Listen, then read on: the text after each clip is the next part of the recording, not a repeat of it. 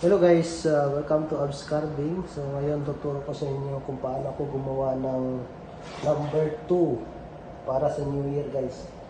So ito guys, kinuna ko muna, binutasan ko dito. Binutasan ko muna dito. Then nilagari ko. So hindi ko yan pinutol. Yan. Tapos dito nilagari ko din. Yan. Hindi rin putol yan.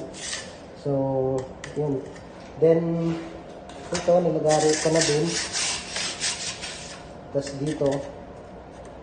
So, ayan. Tapos ginawa ko guys. Ginawa kong manipis dito para hindi masyadong mabigat para dito.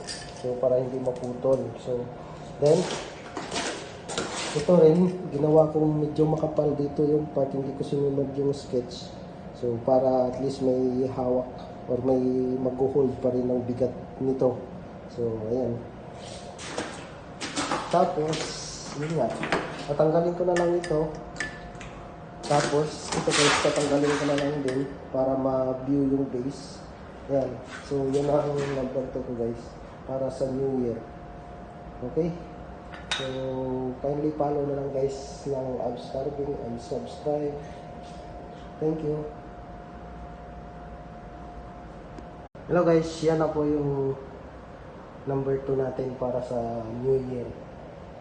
So, yan.